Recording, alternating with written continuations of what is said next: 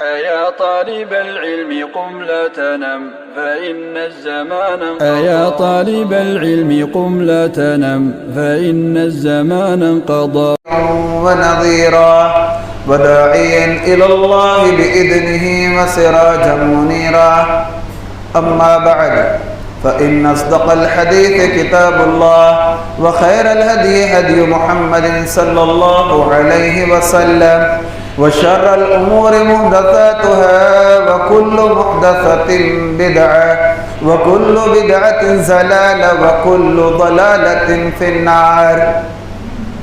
أعوذ بالله السميع العليم من الشيطان الرجيم من همزه ونفثه ونفخه. بسم الله الرحمن الرحيم.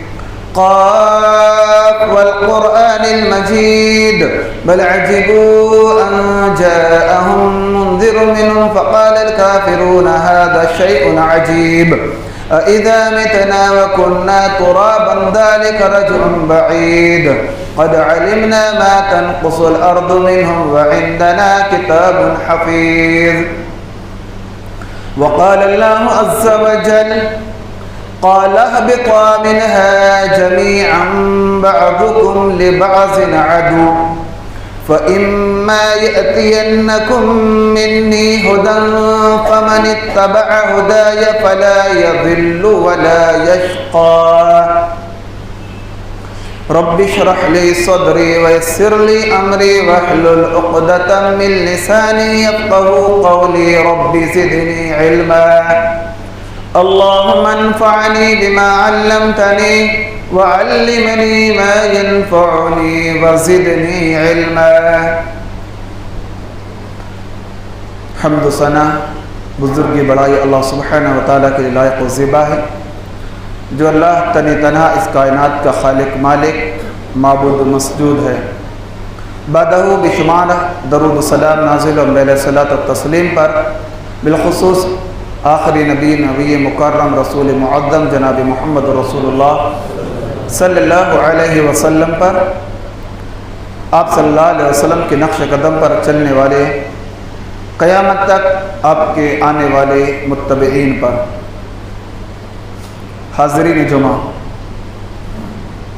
خطبہ مسنونہ کے بعد میں نے قرآن مجید کی سورت نمبر 20 سورہ طٰہٰ آیت نمبر 123 کی تلاوت کی ہے.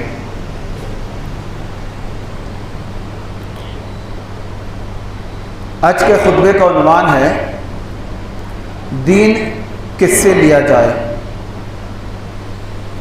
بہت سارے لوگوں کے دماغوں کے اوپر سے جائے گا. کوشش آسان بنا کر پیش کرنے کی کروں گا. میں نے یہ عنوان بقرعید کے بعد یہ عنوان رکھا کہ دین کس سے لیا جائے. آج یہ عنوان جو ہے ہمارے معاشرے کے بگڑتے حالات، بگڑتے نوجوانوں کے لیے، اور اگر سنجیدگی سے غور کیا جائے تو ہر فرد اور ہر گھر کی ضرورت یہی عنوان ہے. ہر مسجد کے ممبر و محراب سے یہ صدا ہونی چاہیے کہ دین کے اصول کیا ہے، دین کی بنیاد کیا ہے، دین کے ماخذ کیا ہیں. حج، نماز، روزہ، زکوٰۃ، سارے چیز کے فضائل آپ نے سنا، میرے بعد بھی آپ سنتے رہیں گے. لیکن یہ عنوان اس حدیث کی مناسبت سے آپ اپنے ذہن و دماغوں میں رچا لینا. پیارے نبی نے فرمایا بلغوا عنی ولو آیا، اگر ایک بات میری پہنچی ہے تم تک تو دوسروں تک پہنچانا. آج ہم اور آپ غور یہ کریں کہ ٹیکنالوجی کا زمانہ ہے، ترقی کا دور ہے. موبائل، کمپیوٹر، انٹرنیٹ، اس نے وسائل کو بہت قریب کر دیا. اس سے ایک نقصان یہ ہوا کہ ہماری نئی نسل دین سے، دین کی بنیادوں سے کٹ رہی ہے، کٹتی جا رہی ہے۔ جدید وسائل کا استعمال کر کے ہماری نئی جنریشن، ہمارے نئے بچے، ہمارے بچیاں صرف دین ان اسکالر، ان برادرز، ان نوجوانوں، ان داعیوں سے یا ان لوگوں سے اخذ کرتے ہیں جن کی زبان میں بڑی چرب زبانی ہے، جن کا انداز بڑا لچکیلا نظر آتا ہے، جن کی بولی بڑی میٹھی نظر آتی ہے۔ ایسا لگتا ہے کہ زبان سے شکر اور چاشنی نظر آ رہی ہے۔ ہم نے دین کی بنیادیں ایک طرف ہٹا کر یہ سمجھ لیا کہ وہ جو وہاں پر بیٹھے ہیں، جو بسا اوقات حدیث نمبر، قرآن کی آیت نمبر، سورت نمبر، اے حدیث نمبر، اے فلاں کتاب، فلاں جلد، اس کے انبار ہمارے سامنے دیکھے کہ ہم کو ایسا لگتا ہے بہت اونچی شخصیت ہے۔ لیکن ایک دور کو ذرا یاد کرو، وقت کی قلت ہے۔ تاریخ بغداد میں ایک واقعہ صرف بتا کر اپنی بات کو آگے بڑھاتا ہوں۔ آج اس ٹیکنالوجی کے زمانے میں ہم علم سے دور ہیں، اور وہ زمانہ جو صحابہ کا زمانہ تھا، وہ زمانہ تابعین کا جو زمانہ تھا، وہ زمانہ جس کے بارے میں پیارے نبی نے فرمایا تھا خیر القرون قرنی، لوگوں دنیا کے زمانوں میں سب سے پیارا زمانہ محمد کا زمانہ ہے صلی اللہ علیہ وسلم۔ محمد الرسول اللہ کے زمانے کے بعد سب سے پیارا زمانہ صحابہ کا، اس کے بعد تابعین کا، اور اس کے بعد تبع تابعین کا۔ یہ 3 یا 4 زمانے خیر القرون، یعنی دنیا کی تاریخ میں اس سے پہلے پیارے اور اس سے زیادہ فضیلت والے زمانے اور دن رات نہیں گزرے۔ عبداللہ بن مبارک 88 میں پیدا ہوتے ہیں۔ عبداللہ بن مبارک کے والد کا نام مبارک ہے، ماں خزیمیہ قبیلے سے تعلق ہے، باپ ایک شخص کے غلام تھے، غلام زادے ہیں۔ غلام زادے علم کا زیور لے کر جب بڑھتے ہیں، اور یہ ایک مجلس ہے، اور مجلس کس کی ہے؟ وقت کے بہت بڑے محدث سفیان ابن عیینہ کی مجلس ہے۔ سفیان ابن عیینہ وقت کے بہت بڑے محدث ہیں۔ ان کی مجلس میں کسی نے کہا کہ عبداللہ بن مبارک کے بارے میں کیا کہتے ہیں؟ کہا عبداللہ بن مبارک وقت کا سب سے بڑا محدث ہے، عبداللہ بن مبارک وقت کا سب سے بڑا فقیہ ہے، سب سے بڑا مفسر ہے، سب سے بڑا مجاہد ہے، سب سے بڑا غازی ہے، سب سے بڑا عابد ہے، سب سے بڑا متقی ہے۔ غرض کے اوصاف گناتے گئے اور کہا اللہ کی قسم اگر عبداللہ بن مبارک رحمۃ اللہ علیہ میں اگر کوئی کمی، کوئی نقص، کوئی خامی رہ گئی ان کی زندگی میں تو صرف ایک خامی رہ گئی کہ عبداللہ بن مبارک رحمۃ اللہ علیہ نے اپنی کھلی نگاہوں سے رسول اللہ صلی اللہ علیہ وسلم یا صحابہ کا دیدار نہیں کر سکے، ورنہ فضائل اور مراتب کی ساری بلندیوں کو عبداللہ بن مبارک چھو چکے ہیں۔ یہ عبداللہ بن مبارک ہے۔ بغداد کا ایک شہر ہے، ایک علاقہ رقہ میں عبداللہ بن مبارک آتے ہیں۔ عبداللہ بن مبارک آئے، اس وقت اس شہر میں وقت کا خلیفہ ہارون رشید موجود ہے۔ ایک طرف بادشاہ کے لیے لوگوں کو لایا جاتا، لوگ بادشاہ وقت کا خطاب اور اس کی بات سننے، اس کے سامنے اپنے مسئلے مسائل پیش کرنے کے لیے لوگ جوک در جوک آتے، لیکن تاریخ نے یہ منظر دیکھا کہ عبداللہ ابن مبارک رحمۃ اللہ علیہ جب رقہ کے اندر داخل ہوتے ہیں، لوگ کوئی سواری پر جا رہا ہے، کوئی پیدل جا رہا ہے، جس کو جو ایسی سہولت لگی ویسا بغداد چھوڑ کر جا رہے ہیں۔ ہارون رشید کی لونڈی وہاں موجود تھی، کہا آقا محترم کیا وجہ ہے کہ بغداد سارا کا سارا خالی ہو رہا ہے؟ اس لونڈی کو وقت کے خلیفہ ہارون رشید نے جواب دیا تھا کہا آج دنیا کا سب سے بڑا محدث عبداللہ کی مبارک بغداد کی سرزمین پر تشریف لا رہا ہے، اور یہ وہ دن تھا جس دن تاریخ بغداد میں لکھا ہے کہ اس دن لوگوں کا ہجوم، لوگوں کا عبداللہ ابن مبارک کا دیدار کرنے کا شوق اور عبداللہ ابن مبارک سے دین کی بات سیکھنے کا جذبہ اتنا ٹوٹ پڑا تھا کہ لوگوں کی چپل چلنے کی وجہ سے ٹوٹ چکی تھی۔ یہ وہ دور تھا کہ علم کے وسائل کم تھے لیکن لوگوں کے اندر علم کا جذبہ زیادہ تھا۔ دوسری چیز، جب علم کے وسائل کم اور جذبات لوگوں کے اندر بڑھے ہوئے تھے تو ان کی زندگی سے ہم کو بہت ساری نصیحتیں ملی۔ نصیحت کیا ہے کہ علم کو حاصل کیا جائے، اللہ تبارک و تعالیٰ نے جو حکم دیا اس کے تقاضے کے اعتبار سے۔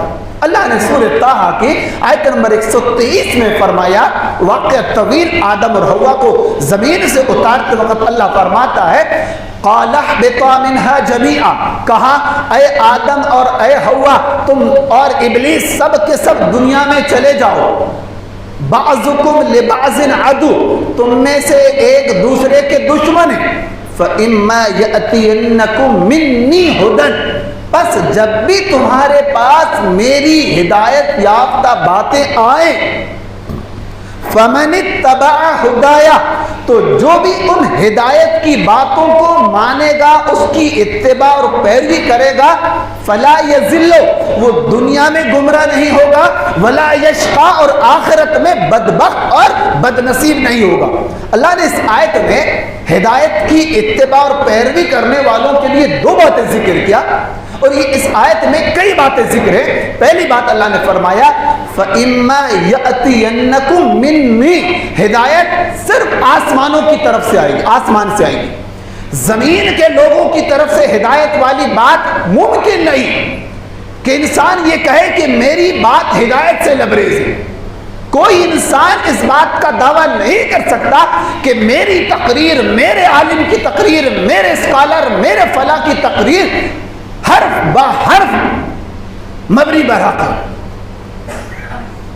کیونکہ ہدایت کے لیے رب نے شرط رکھ دی کہ فَإِمَّا يَأْتِيَنَّكُم مِّنِّي، بس جب بھی تمہارے پاس میری طرف سے ہدایت آئے، فَمَنِ اتَّبَعَ هُدَايَ، تو جو بھی اس ہدایت پر کی پیروی کرے گا، فَلَا يَذِلُّ، وہ کبھی گمراہ نہیں ہوگا، یعنی دنیا میں، وَلَا يَشْقَى، اور بدبخت اور بدنصیب اور نامراد ناکام نہیں ہوگا، یعنی آخرت میں۔ یعنی جو آسمانی ہدایت پر عمل کرے گا، دنیا اور آخرت دونوں جہان اس کی کامیاب اور بامراد ہوگی۔ اور یہی چیز کو اللہ تبارک و تعالیٰ نے سورہ اعراف سورۃ نمبر 7 آیت نمبر 3 کے اندر فرمایا اتبعوا ما انزل الیکم من ربکم ولا تتبعوا من دون اولیاء، لوگوں پیروی اس کی کرو جو تمہاری طرف تمہارے رب کی جانب سے نازل ہوتی ہے، اور اس کے علاوہ دوسرے ولیوں کی پیروی نہ کرو۔ اس آیت نے بھی واضح کر دیا کہ ہدایت والی تعلیمات صرف رب کی بتائی تعلیمات ہوگی، اور وہ کیا ہوگا؟ رب ذوالجلال نے جو نظام رسالت اور نظام نبوت کو بنایا، اس کی آخری کڑی جناب محمد الرسول اللہ صلی اللہ علیہ وسلم کو عطا کی۔ آخری نبوت کا تاج محمد الرسول اللہ صلی اللہ علیہ وسلم کے اوپر رکھ دیا گیا۔ اب پیارے نبی صلی اللہ علیہ وسلم کی دنیا سے جانے کے بعد اب یہ رسالت والا کام، نبوت کی ذمہ داری کس کے اوپر ہے؟ کیا ہر شخص قرآن و سنت کو سمجھ سکتا ہے؟ کیا ہر انسان قرآن و سنت کو سمجھا سکتا ہے؟ ممکن نہیں۔ فرمایا ترمذی کتاب العلم حدیث نمبر 2682، ان ابی الدرداء رضی اللہ عنہ عن النبی صلی اللہ علیہ وسلم قال ان العلماء ورثة الانبیاء وان العلماء لم يورثوا دینارا ولا درہما وانما ورثوا العلم فمن اخذها اخذ بحظ وافر او کما قال صلی اللہ علیہ وسلم۔ پیارے نبی فرماتے ہیں لوگوں یاد رکھ لو، نبی کی وراثت اگر کسی امتی کو ملتی ہے تو وہ علماء کو ملتی ہے۔ سبحان اللہ، علماء نبی کے وارث ہیں، اور نبی کی وراثت کیا ہوتی ہے؟ سونا چاندی مال اسباب پراپرٹی نہیں ہوتی. وَإِنَّ الْعُلَمَاءَ لَمْ يُوَرِّثُوا دِرْهَمًا وَلَا دِينَارًا. علماء جو وارث ہوتے ہیں درہم و دینار کے نہیں ہوتے، وَإِنَّمَا وَرَّثُوا الْعِلْمَ، علم کے وارث ہوتے ہیں. تو جب نبوت آخری رسالت دنیا میں آنے کے بعد اب رسالت کی ذمہ داری کس کے سپرد ہے؟ علماء کے ذمہ. اگر علماء دنیا میں نہ رہے یا علماء دنیا سے ختم ہو جائیں، کسی بستی سے علماء کا ختم ہو جانا یا کسی بستی سے علماء کا خالی ہو جانا اس بات کی علامت ہے کہ اس بستی کے اندر خیر نہیں، اس بستی والوں کے اوپر شر نازل ہونے والا ہے. یا اس بستی سے جس بستی کے اندر علماء کا وجود نہیں، سمجھ لو کہ اس شہر، اس بستی، اس علاقے کے اندر اللہ کا عذاب نازل ہونے والا ہے. قرآن مجید کا مطالعہ کرے. قرآن مجید میں اللہ نے انبیاء علیہ السلام کا ذکر کیا. انبیاء علیہ السلام کے واقعات اگر ہم پڑھتے ہیں تو انبیاء علیہ السلام کی موجودگی میں قوم کے اوپر عذاب نہیں آیا. عذاب کب آتا ہے؟ لوط علیہ السلام سے کہا گیا کہ اسری بأہلک، رات کی تاریکی میں اپنے گھر والوں کو لے کر نکل جانا، ولا یلتفت منکم احد، اور ایک بھی پلٹ کر مت دیکھنا. کیوں؟ جو پلٹ کر دیکھے گا اللہ کا عذاب باقی رہنے والوں کے اوپر آ جائے گا. خود قرآن سورہ انفال آیت نمبر 33 کے اندر اللہ تعالیٰ فرماتا ہے کہ وَمَا كَانَ اللَّهُ مُعَذِّبَهُمْ وَأَنْتَ فِيهِمْ وَمَا كَانَ اللَّهُ مُعَذِّبَهُمْ وَهُمْ يَسْتَغْفِرُونَ. کہ محمد صلی اللہ علیہ وسلم جب تک کہ آپ مکہ والوں کے درمیان رہیں گے، آپ اپنی امت کے درمیان رہیں گے، آپ کی امت کو عذاب سے دوچار نہیں کیا جائے گا. نبی کی موجودگی، پیغمبر کی موجودگی اس بات کی علامت ہے کہ جس بستی کے اندر نبی موجود رہتے ہیں، پیغمبر موجود رہتے ہیں، وہاں سے عذاب اٹھا لیا جاتا ہے. تو نبیوں کے جانے کے بعد جس شہر، جس بستی کے اندر اگر علماء موجود نہیں، سمجھ لیجئے کہ اس بستی کے اندر اللہ کا عذاب اب نازل ہونے والا ہے. اسی وجہ سے امام دارمی کے مقدمے کے اندر عبداللہ ابن مسعود رضی اللہ عنہ جو جلیل القدر صحابی ہیں، ان کا قول ذکر کیا کہ عبداللہ ابن مسعود رضی اللہ عنہ فرمایا کرتے تھے، اس دور کو یاد کرو، کیا ہوگا تمہارا، کیا ہوگا کہ جب فتنے اپنے شباب پر ہوں گے. صحابہ نے، تابعین، ان کے شاگردوں نے پوچھا کہ وہ کیسا زمانہ ہوگا؟ کہا اذا ذہبت علماؤکم، وہ دور وہ ہوگا جب تمہارے علماء تمہاری بستی سے نکل جائیں گے یا تمہارے درمیان سے تمہارے علماء کا انتقال ہو جائے گا. اور یہ علماء کی موجودگی اللہ کا بہت بڑا انعام ہے. صحیح بخاری کی حدیث نمبر 100 اور دیکھ لے، پیارے نبی صلی اللہ علیہ وسلم فرماتے، صحیح بخاری کی حدیث نمبر 100، عن عبداللہ ابن عمرو ابن عاص رضی اللہ عنہ قال رسول اللہ صلی اللہ علیہ وسلم ان اللہ لا ينزع العلم انتزاعا ينتزع من العباد ولكن ينتزع انتزاعا من العلماء او كما قال صلی اللہ علیہ وسلم. فرمایا کہ اللہ تبارک و تعالی قیامت کے قریب علم کو اٹھا لے گا، اور علم ایسا نہیں کہ کسی کے ہاتھ سے لیا جائے گا، ایسا نہیں ہوگا، بک کی شکل میں اٹھا لیا جائے گا، ایسا نہیں ہوگا، بلکہ کیا ہوگا؟ علم کے حامل، علم کو جاننے والے، علم کو دوسروں کو بتانے والے علماء کو اللہ تبارک و تعالی اٹھا لے گا. حتی لم یبقی اذا لم یبقی عالما، جبکہ علماء موجود نہیں رہیں گے تو لوگ کیا کریں گے؟ اتخذ الناس رؤوسا جہالا، جاہلوں کو اپنا امام، اپنا سردار، اپنا دین کا پیشوا بنا لیں گے. فسئلوا، اس سے سوال جواب ہوں گے، فافتوا، وہ جواب دیں گے، فضلوا واضلوا، خود بھی گمراہ ہوں گے اور دوسروں کو بھی گمراہ کریں گے. اب ہمارے سامنے یہاں پر بہت سارے چیلنجز ہیں. ہم کو ہر شخص جو نظر آتا ہے تقریر کرنے والا جس کے بہت سارے فالوورز نظر آتے ہیں، ہم کو ایسا لگتا ہے بہت بڑا عالم. یاد رکھ لے عبداللہ بن مسعود رضی اللہ عنہ کا دارمی کے اندر یہ قول ہے کہ عبداللہ بن مسعود رضی اللہ عنہ فرماتے ہیں کہ قیامت کے قریب ایسا ہوگا کہ لا یزال الناس بخیر ما اخذوا العلم من علمائهم و امنائهم و کبرائهم. لوگ اس وقت تک خیر پر جمے رہیں گے، لوگوں کے اندر اس وقت تک خیر رہے گا جب تک علم عالموں سے لیں گے. علم کا جو سمندر ہوتے ہیں عالم، ان سے جب تک علم لیں گے تب تک کہ ان کے اندر خیر رہے گا. اور جب علم عالموں کے بجائے جاہلوں سے علم لینے لگیں گے تو کیا ہوگا؟ خود بھی گمراہ ہوں گے اور دوسروں کو بھی گمراہ کریں گے. وقت کی قلت کے اعتبار سے چند باتیں کہ علم کس سے لیا جائے، صحابہ، تابعین اور محدثین کے اقوال کی مناسبت سے چند باتیں میں پیش کرتا ہوں کہ ہم جس سے یا جس کی بات سنیں، جس کی تقریر سنیں اور اس کی بات کو دین سمجھ کر عمل کریں. آج کیا ہوتا ہے، یہ عنوان اس لیے بھی ضروری ہے، ہم اور آپ 10-20 روپے کا سودا لینے سبزی منڈی جائیں گے یا گھر کے سامنے ٹھیلے والے کے پاس جائیں گے، اس سے مول بھاؤ ہوگا، چھان بین ہوگی. ہری مرچی کی کوئی ویلو نہیں ہے 10-20 روپے کی، اس میں بھی صحیح غلط کی تمیز ہوگی. لیکن افسوس ہے مسلمانوں ہماری ذہنیت پر کہ ہم نے ہر چیز کو دنیا کے اعتبار سے عقل کی کسوٹی پر پرکھا، لیکن کبھی یہ نہیں سوچا کہ جس شریعت پر، جس مذہب پر، جس طریقے پر، جن اصول اور ضوابط پر ہم چل رہے ہیں، کیا وہ محمد الرسول اللہ کا بتایا ہوا ہے؟ کیا یہ دین، کیا یہ طریقہ، کیا یہ منہج، کیا یہ اسوہ میرے نبی کا ہے یا کسی اور کا؟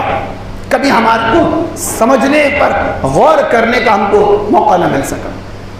پہلی شرط یہ ہے جس انسان سے آپ دین کا علم حاصل کرے وہ انسان کتاب اور سنت کا پابند ہو.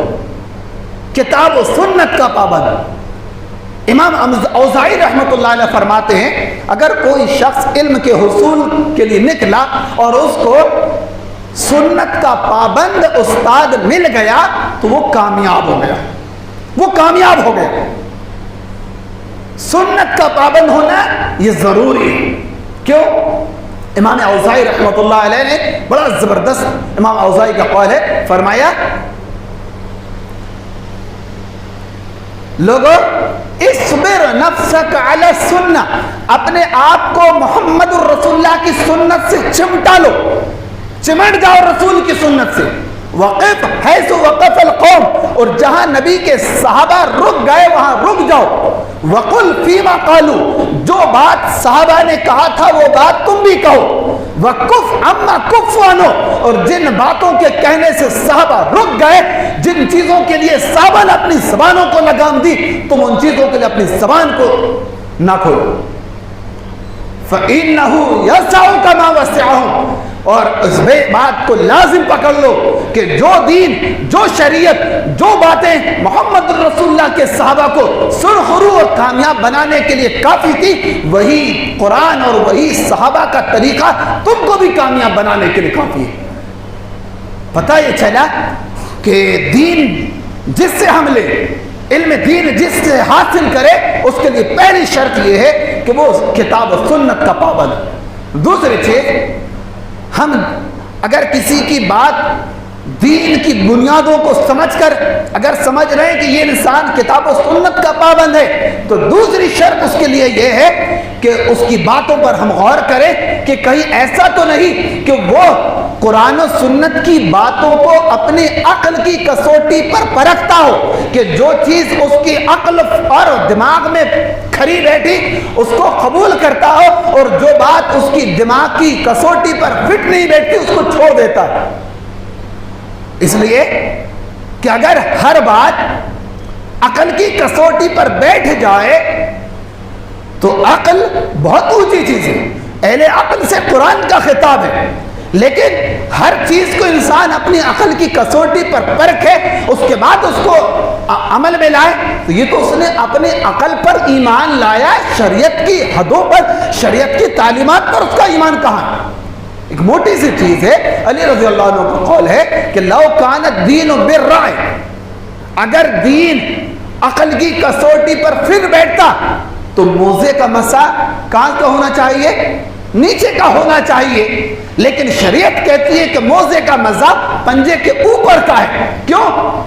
کہ پیارے نبی صلی اللہ علیہ وسلم نے یہی اسوہ اور یہی طریقہ امت کو دیا۔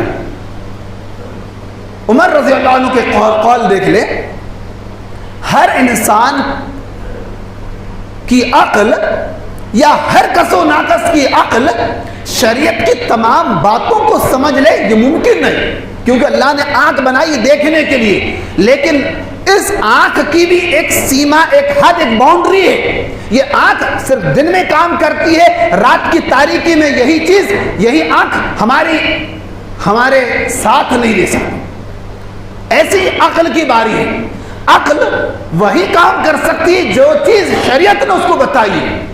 صحابہ کی عقل، اور وہ صحابی جس کے بارے میں نبی نے فرما دیا ہو کہ اگر میں آخری نبی نہ ہوتا تو میرے بعد عمر نبی ہوتے، اب سمجھ لے کہ نبی کی صرف اتنی بات عمر کی فضیلت کے لیے کافی ہے کہ اگر نبوت کا تاج، آخری تاج مجھ پر نہ پہنایا جاتا تو میرے بعد عمر نبی ہوتے۔ جس عمر کی فقاہت، جس عمر کی صلاحیت، جس عمر کی فراست کی بنیاد پر قرآن مجید کے 23 مقامات کی 23 سے زائد آیات عمر رضی اللہ عنہ کی منشا کے مطابق نازل ہوئے، 23 شریعت کے احکام اس عمر کے منشا کے مطابق نازل ہوئے۔ لیکن حدیبیہ کا معاملہ ہے کہ حدیبیہ کے موقع پر میں واقع نہیں، لیکن ایک بات آپ کو ذکر کرنا چاہتا ہوں۔ صلح حدیبیہ کا موقع ہے، سامنے ابو جندل رضی اللہ عنہ ہیں، ان کے بیٹے سہیل ایگریمنٹ کرنے کے لیے رسول اللہ کے پاس آئیں، اللہ کے رسول صلی اللہ علیہ وسلم سے ایگریمنٹ کی بات چل رہی ہے، ابھی رائٹنگ کی شکل میں نہیں ہوا، ابھی بات یہ طے ہوئی ہے کہ جو مسلمان کافر ہوگا اس کو کافر ریٹرن نہیں کریں گے، لوٹائیں گے نہیں، لیکن اگر کوئی کافر مسلمان ہو گیا مسلمانوں کو اس کو ریٹرن کرنا پڑے گا۔ ابھی بات لکھت میں نہیں ہوئی، ابو جندل آ گئے۔ صحابہ کا ایمان تھا، اللہ اکبر، اور تاریخ سیرت کا مطالعہ کرے، اس دن عمر رضی اللہ عنہ کا جو جوش تھا کہ سامنے ابو جندل ہے، ہاتھوں میں زنجیر ہے، پاؤں میں بیڑیاں ہیں، گلے میں توق ہے، حیران و پریشان ہے۔ اللہ کے نبی کے پاس جاتے ہیں، اللہ کے نبی سے بہت زیادہ تیز انداز میں کچھ آواز اونچی کر کے بات کر لیے۔ ابو بکر کے پاس گئے، ابو بکر نے کہہ کر خاموش کر دیا، اے عمر، وہ اللہ کے رسول ہیں، وما ينطق عن الهوى، اللہ نے ان کے لیے کہا ہے کہ نبی جو بات کہیں گے وہ زبان نبی کی ہوگی، بات عرش والے کی ہوگی۔ اے عمر خاموش ہو جاؤ۔ عمر رضی اللہ عنہ خاموش ہونے کا نام ہے، بس دکھ رہا ہے کہ ایک مسلمان بھائی کیسے کافروں کے سپرد جائے گا، لیکن عمر رضی اللہ عنہ کی اللہ کے نبی نے، صحابہ نے نہیں سنی، ایگریمنٹ ہو گیا، ابو جندل رضی اللہ عنہ کو کفار کے سپرد کر دیا گیا۔ اللہ اکبر۔ کچھ دور چلے تھے، سورۃ الفتح قرآن مجید کی سورت نمبر 48 نازل ہوتی ہے۔ اللہ کے نبی صلی اللہ علیہ وسلم نے عمر کو بلایا، عمر آئے، کہا، اللہ نے فرمایا انا فتحنا لک فتحا مبینا، اے نبی صلی اللہ علیہ وسلم نے ہم نے آپ کو کھلی جیت عطا کی۔ عمر رضی اللہ عنہ نے اس واقعے کے ذریعے سے اس کے بعد ساری امت کو یہ پیغام دیا، لوگو اتہموا الرأی فی الدین، لوگو اگر کسی آیت کو، کسی حدیث کو، نبی کے کسی پیغام کو، نبی کے کسی فرمان کو سمجھنے کے لیے اگر تمہاری عقل خطا کرے، عقل کو پھینک دینا اور نبی کی بات کو مان لینا۔ عمر جیسی شخصیت کا، عمر جیسی ہستی کا دماغ کام نہیں کر پایا، عمر کی عقل میں وہ بات نہیں آئی جو محمد رسول اللہ صلی اللہ علیہ وسلم اور ابو بکر صدیق رضی اللہ عنہ کے ذہن و دماغ میں تھی۔ تو پتہ یہ چلا کہ پہلا اصول یہ ہے، جس انسان کو ہم اپنا دین کا رہنما، دین کا پیشوا بنائیں، کہ کا عمل، اس کی بات کتاب و سنت سے موافق ہو۔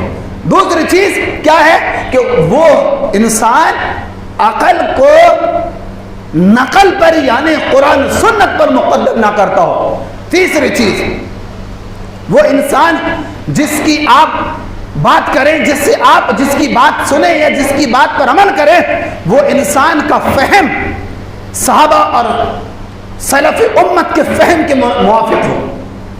اس نے اپنے فہم کے لیے، اپنے مسائل کو حل کرنے کے لیے اپنا آئیڈیل اس امت کے سرخرو لوگوں کو بنا لیا کہ میرا فہم میرے نبی کے صحابہ اور نبی کا فہم۔ کیوں؟ ہر انسان اگر یہ کہہ لے کہ ایک ہاتھ میں قرآن ہے، دوسرے ہاتھ میں سنت ہے، میں عربی کا جانکار ہوں، میں سمجھ سکتا ہوں، تو ہر آدمی قرآن سنت کو نہیں سمجھ سکتا۔ کیوں؟ نبی کے صحابہ یوں تو کسی یونیورسٹی کے فارغ نہیں تھے، لیکن عرب کے باشندے تھے، عربی ان کی زبان تھی، وہ قرآن کے مبادی کو، قرآن کی کئی باتوں کو سمجھنے کے لیے ان کو سمجھ میں نہیں آتا تھا، نبی ان کو سمجھاتے تھے، نبی ان کو سمجھاتے تھے۔ تو جب صحابہ جن کی مادری زبان عربی، وہ بذات خود قرآن و سنت کو نہ سمجھ سکے، نبی نے ان کو سمجھایا، اور نبی کو اللہ تبارک و تعالیٰ نے جبریل کے ذریعے سے سمجھایا۔ تو آج کا انسان 1400 برس بعد کیسے یہ کہہ سکتا ہے کہ میں اپنی مرضی کے مطابق سمجھ سکتا ہوں؟ صحابہ کا منہج، صحابہ کا فہم یہ ضروری ہے۔ مثال کی ایک مثال قرآن مجید میں دسیوں مثال ہے، میں صرف ایک مثال دیتا ہوں۔ سورہ انعام سورۃ نمبر 6 آیت نمبر 83، آیت نمبر 83 جب نازل ہوئی، الذین آمنوا ولم یلبسوا ایمانهم بظلم اولئک لهم الامن وهم مہتدون۔ الذین آمنوا کہ جن لوگوں نے ایمان لایا اور اپنے ایمان کے ساتھ ظلم کو نہیں ملایا، تو انہی لوگوں کے لیے امن ہے۔ صحابہ پریشان، اللہ کے نبی اینا لا یظلم، اللہ کے نبی ہم میں سے کون ہے جو ظلم نہیں کرتا؟ پیارے نبی نے ان کو سمجھایا کہ بات جس ظلم کی تم کر رہے ہو وہ ظلم نہیں ہے۔ ظلم کیا ہے؟ اللہ نے سورۃ نمبر 31 کے اندر ذکر فرمایا سورۃ لقمان میں کہ ان الشرک لظلم عظیم، شرک سب سے بڑا ظلم۔ صحابہ کو جو چیز سمجھ میں نہیں آئی، نبی نے ان کو سمجھایا۔ چوتھی چیز کہ وہ انسان جس کی بات آپ دین کے اعتبار سے کریں، جس کی بات پر آپ اپنی زندگی استوار کریں، وہ انسان بدعتی نہ ہو، بدعتی یا بدعت سے اس کا تعلق نہ ہو، نہ وہ خود بدعتی ہے نہ بدعتوں سے اس کا کوئی تعلق ہو۔ ہمارے اسلاف بدعت کے تعلق سے بہت محتاط۔ آج ہم کیا کرتے ہیں، یہاں رک کر ہمارے گھر میں ہماری بہن بیٹیوں کے رشتے، بہت افسوس ہوتا ہے۔ یہ کسی موقع پر انشاءاللہ بدعت کا خطاب کروں گا، یہ بدعت بہت ضروری عنوان ہے۔ امام سفیان الثوری سے کسی نے کہا کہ چلیے میرے والد کا جنازہ پڑھا دیجیے، جنازہ رکھا ہوا ہے۔ سفیان ثوری ادھر سے آئے، ادھر سے ہو کے واپس چلے گئے، جنازہ نہیں پڑھائے۔ مسلمان کا جنازہ سفیان ثوری نہیں پڑھایا۔ کہا کیوں؟ کہا ایک مرتبہ میں نے اس کو بدعتی کے ساتھ اٹھتے بیٹھتے دیکھا تھا، میں نے اس کو بدعتی کے ساتھ اٹھتے بیٹھتے دیکھا تھا، اسی وجہ سے سفیان ثوری اور امام زہری کہتے تھے کہ میں یہ پسند کروں گا کہ میرا بیٹا کسی چور کے ساتھ رہ لے، کسی چور کی رفاقت اختیار کر لے، کسی ڈکیت کے ساتھ رہنا پسند ہے، لیکن میرے بیٹے کو میں کسی بدعتی کے ساتھ رہنا میں پسند نہیں کروں گا۔ کیوں؟ چور اس کو دنیا کی غلط عادت سکھائے گا، لیکن بدعتی آخرت کو اس کی برباد کر کے رکھ دے گا۔ امام شاطبی کی کتاب الاعتصام ہے، الاعتصام، اگر وقت زیادہ لے لوں 10 منٹ اور لوں گا، معذرت چاہوں گا، یہ آخری خطبہ ہے، پھر آئندہ میرے کو نہیں ملے گا کر کے معاف کر دینا بھائیوں۔ امام شاطبی کی کتاب الاعتصام، امام شاطبی نے ایک واقعہ ذکر کیا کہ ہمارے اسلاف بدعت یا بدعتی سے کی بات سننے، ان کی بات کو سمجھنے سے کتنے دور رہتے تھے۔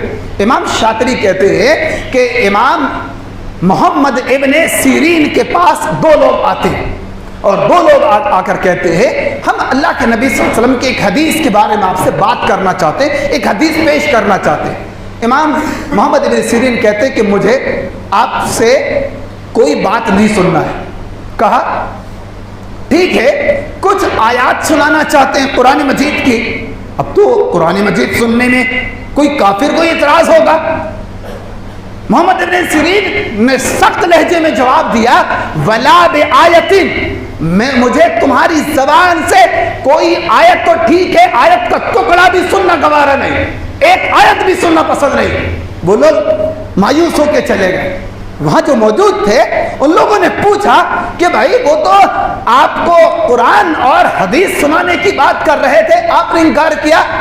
جو بات امام محمد ابن سیرین نے اپنے شاگردوں کو بتائی تھی وہ بات ہم اور آپ کے لیے بہت ضروری ہے. امام محمد ابن سیرین نے کہا تھا کہ لوگوں وہ قرآن مجید پڑھتے، وہ نبی کی حدیث پڑھتے، لیکن اس کا معنی اس کا مفہوم کیا بتاتے، کس انداز میں بتاتے. ہو سکتا ہے غلط انداز میں پیش کیا ہوا مضمون اور معنی مفہوم میرے دل میں بیٹھ جاتا اور میں ہلاک ہو جاتا. یعنی بدعتی کی ایک بات، بدعتی سے ایک بات سننا ان کو پسند نہیں. آج وہاں جو یوٹیوب میں سوشل میڈیا میں کون ہے ہم کو پتہ ہی نہیں کہ وہ کیا ہے، کہاں پڑھا کہاں بڑھا، اس کا سورس آف تعلیمات کیا ہے، کچھ نہیں، بس لچھےدار تقریر کرتا ہے. بہت اچھا ہے، سنت طریقے سے اس کی زندگی نظر آتی ہے، بظاہر بڑا سنت کا پابند لگتا ہے.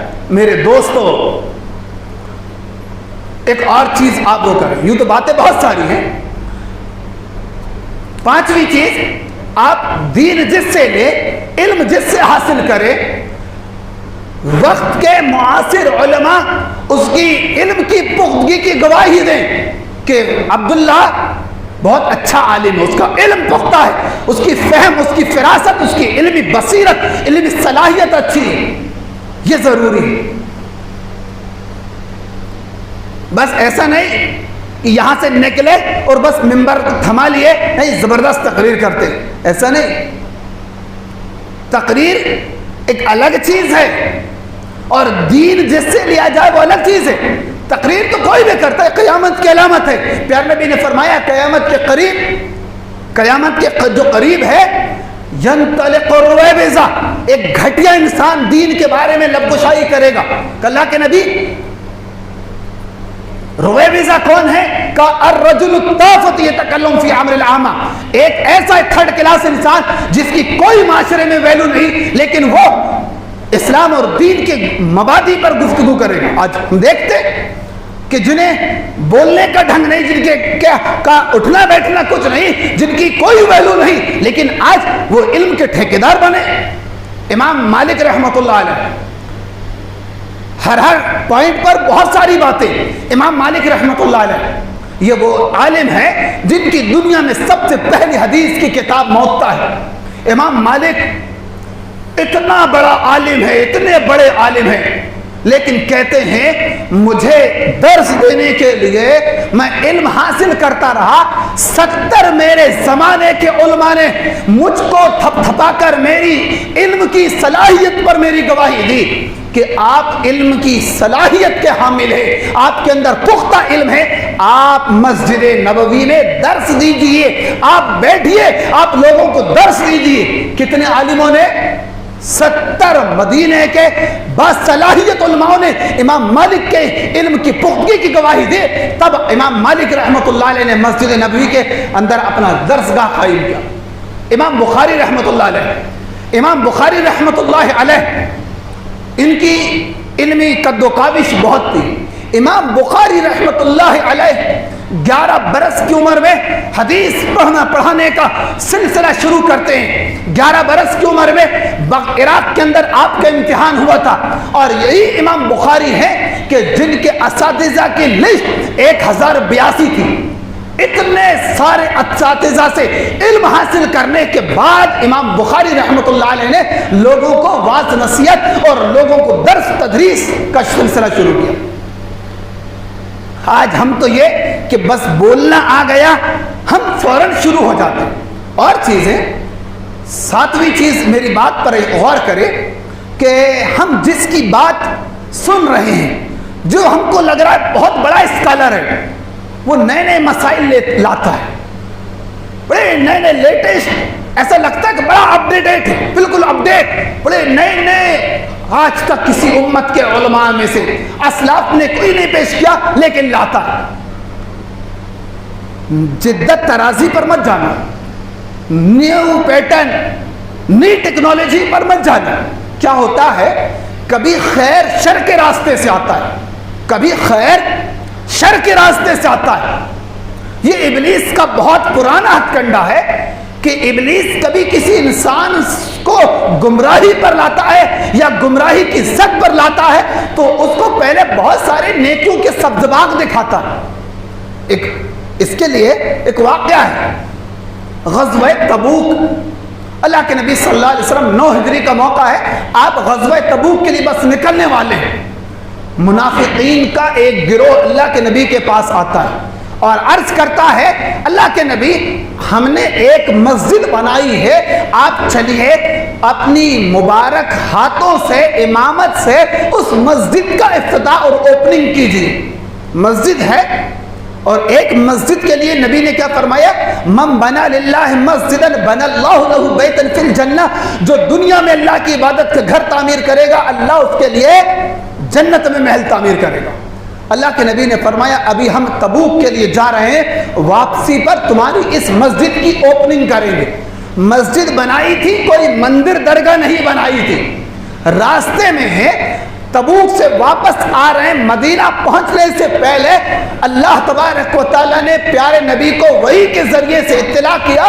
11واں پارہ آپ اٹھائیں، 11ویں پارے کا دوسرا رکوع 107 اور 108 نمبر کی آیت اللہ نے نازل فرمائی، لا تقم فیہ ابدا لمسجد اسس علی التقوی من اول یوم حقا تقوم فیہ رجال یحبون ان یتطہروا واللہ یحب المطہرین۔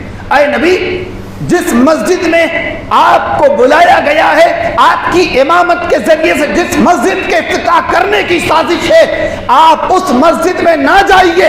وہ مسجد مسلمانوں کے اندر تفریق کرنے کے لیے، اس مسجد میں آپ نماز نہ پڑھیے۔ آپ مدینے کے اندر داخل ہوئے، آپ نے معن ابن زائدہ رضی اللہ عنہ کو اور صحابہ کو حکم دیا کہ جاؤ ان منافقوں کی بنائی ہوئی مسجد کو توڑ دو اور اس کو جلا دو۔ صحابہ گئے اور مسجد کو جلا کر خاک کر دیے۔ یہاں یہ پوائنٹ غور کرے، انہوں نے بنائی تو مسجد تھی نا، بنائی تو مسجد تھی۔ اللہ کے نبی سے بتا رہے ہیں، اللہ کے نبی ہم نے مسجد بنائی ہے، لیکن کیا ہے، اس وجہ سے مسجد بنائی کہ ہر انسان مسجد نبی میں آ نہیں سکتا۔ مسجد نبی دور ہے، ہم دور کے علاقے میں رہتے ہیں، بارش ہے، سردی ہے، گرمی ہے، ہم نے اپنے محلے میں مسجد بنا لی۔ دراصل یہود سے سازش کر کے، عیسائیوں سے سازش کر کے ان کا پلان یہ تھا کہ اس مسجد میں بنائیں گے اور وہاں پر لوگوں کو ان کے ذہن و دماغ کو فلٹر کریں گے، اسلام کے خلاف وہاں سازش رچیں گے۔ اس وجہ سے اللہ تبارک و تعالیٰ نے وحی کے ذریعے سے نبی کو حکم دیا کہ اس مسجد کو منہدم کر دو، توڑ دو۔ اللہ کے نبی صلی اللہ علیہ وسلم نے کیا کیا، مسجد کو توڑوا دیا۔ تو پتہ یہ چلا کہ آپ جس کی باتوں کو سمجھ رہے کہ بڑا زبردست انسان ہے، نئی نئی باتیں لاتا ہے، نئے نئے مسائل، کوئی عالم ایسی بات نہیں کرتے، وہ اکیلا بیان کرتا ہے۔ میرے بھائیوں، ان کے مقصد پر غور کرو، یہ یہودیوں کی سازش ہے۔ اور بسا اوقات ساتواں پوائنٹ غور کرے کہ جس سے لے وہ عربی زبان کا ماہر ہونا چاہیے۔ عربی زبان اور عربی زبان کے قواعد، حتیٰ کہ عربی زبان کی اس دور کی اصطلاحات سے بھی اس کو واقف ہونا چاہیے۔ ایسا نہ ہو کہ صرف عربی کو جان لے، اوپر کی موٹی موٹی چیزوں کو، اور پھر کیا ہوتا ہے، آج ہر انسان جانتا ہے اور لوگوں کو بتایا جاتا ہے، نعوذ باللہ اس کنسیپٹ کو کلیئر کر دے کہ معاویہ رضی اللہ عنہ کے زمانے میں اور بنو امیہ کے زمانے میں مسجد کے ممبروں سے علی رضی اللہ عنہ کو اور اہل بیت کو گالیاں دی جاتی تھی۔ یہ ہر انسان سنتا ہے، سمجھتا ہے اور جانتا ہے۔ اللہ کی قسم سچائی تو یہ ہے کہ کبھی بھی یہ بات ہوئی نہیں، یہ سب شیعوں کی روافض کی گڑی ہوئی چیزیں۔ جس حدیث کو بنیاد بنا کر لوگوں نے کہا کہ وہاں پر یہ ہے صحیح مسلم کی حدیث نمبر 1757 اور دوسرا انٹرنیشنل جو نمبر ہے 3303 نمبر کی 302 نمبر کی حدیث صحیح مسلم کے اندر یہ کہ معاویہ رضی اللہ عنہ نے سعد بن ابی وقاص سے پوچھا کہ کیا بات ہے تم علی رضی اللہ عنہ کو لا تسبوا ابا التراب، تم ابو التراب کو تسب نہیں کرتے، سب نہیں کرتے. لفظ سین اور با سبا یسبو کے معنی برا بھلا کہنا، سبا یسبو کے معنی گالیاں دینا. یہی لفظ اللہ کے نبی صلی اللہ علیہ وسلم نے بھی خود اپنی زبان سے استعمال کیا. صحیح مسلم کی حدیث ہے ایما رجل لعنتہ او سببتہ، اے اللہ، اپنے انتقال سے پہلے اللہ کے نبی فرما رہے ہیں اے اللہ اگر میں نے اپنے امتیوں میں سے کسی کو لعنت بھیجا او سببتہ یا میں نے اس کو برا بھلا کہا. اگر لفظ سبا یسبو کے معنی سین اور با کا معنی گالیاں، اگر معاویہ رضی اللہ عنہ نے کہا کہ کیا ہو گیا ہے تم علی کو گالیاں نہیں دیتے، تو یہاں پر بھی آپ کر کے بتائیے نا کہ اللہ کے نبی نے فرمایا کہ اگر میں نے کسی امتی کو لعنت بھیجا یا کسی امتی کو گالی دی نعوذ باللہ. تو میرے بھائیو، یہ عربی زبان کی بلاغت کو، عربی زبان کے محاورات کو نہ سمجھنا بہت بڑا نقصان کا ذریعہ. اسی وجہ سے امام شافعی رحمۃ اللہ علیہ کا قول ہے، امام شافعی رحمۃ اللہ علیہ فرمایا کرتے تھے کہ لوگوں، ایک حکیم تھا، حکیم مطلب طبیب، ڈاکٹر، اس نے یہ حدیث پڑھا کہ پیارے نبی صلی اللہ علیہ وسلم نے فرمایا کہ حبۃ السوداء فی شفاء کل شیء الا السام، کہ حبۃ السوداء مطلب کلونجی، اس میں ہر مرض کی دوائیں موت کے علاوہ. اس نے حبۃ السوداء کو کیا سمجھ لیا کہ با کے بجائے یا ہے، حیۃ السوداء فی شفاء کل شیء الا السام، کہ بلیک اسنیک، کالے سانپ میں ہر مرض کی دوا ہے. اس نے سانپ کھایا اور مر گیا. اسی وجہ سے ابن تیمیہ کہا کرتے تھے کہ دین کو سب سے زیادہ نقصان 3 قسم کے لوگوں نے پہنچایا ہے: ادھورے عالموں نے، ادھورے ڈاکٹروں نے، اور ادھورے معالجین اور ادھورے لغت کے جاننے والوں نے. فارسی کا مقولہ ہے نیم حکیم خطرے جان اور نیم ملا. یہ کہ ہم کو مسجدوں کی عمارت اور مسجدوں کے وضو خانے پر ہم کو غور ہے، اس کی فکر ہے، لیکن اپنی نسل کی تباہی اور بربادی پر ہم کو فکر نہیں. آج مقصد کیا ہے؟ ہم نے ایسے میٹھے میٹھے عالموں کو رکھ لیا کہ جو نماز روزہ حج زکات بیان کریں گے، لیکن منہجی گفتگو، کیوں کہ منہج پر بات کرنے میں الزام تراشی ہوگی. مجھے پتا ہے کہ میرے اس خطبے کا ریکشن ہوگا، لیکن اس چیز سے کچھ بھی نہیں. یاد رکھ لے، میرے نبی محمد رسول اللہ صلی اللہ علیہ وسلم جس منہج کو لے کر آئے وہ منہج خالص منہج تھا کہ کتاب اللہ اور سنت رسول اللہ علی فہم السلف، صحابہ اور تابعین کے فہم کے مطابق اگر کوئی چیز ہے تو وہ قابل قبول ہے. اگر میں کہوں کہ میں قرآن سنت کو سمجھ سکتا ہوں تو محدثین نے یہ اصول بتا دیا کہ جس نے یہ کہا کہ من تفقہ من بطون الکتب ضیع الاحکام، کہ جس نے اس بات کا دعویٰ کیا کہ میں قرآن کا جاننے والا ہوں، میں حدیث عربی کا جاننے والا ہوں، یاد رکھ لو وہ گمراہ ہوگا. اس کی جس انسان نے یہ دعویٰ کیا کہ میں عربی کی مہارت رکھتا ہوں اور اس نے استاد سے علم حاصل نہیں کیا، محدثین کہتے ہیں، عبداللہ بن عون جیسے محدث بخاری کے راوی ہیں، وہ کہتے ہیں کہ اگر کسی انسان نے یہ کہا کہ میں اپنا استاد صرف کتاب کو مانتا ہوں، تو یاد رکھ لو اس انسان کی غلطی اس کے درست ہونے سے زیادہ ہوگا، زیادہ خطا کرے گا. اللہ تبارک و تعالیٰ سے میں دعا کرتا ہوں کہ مولا کریم ہم تمام کو کہنے سننے سے زیادہ نیک عمل کی توفیق عطا فرما، علم کی بنیاد، علم کے مقاصد اور دین کے مبادی اور اصول و ضوابط کو سمجھنے کی توفیق عطا فرما.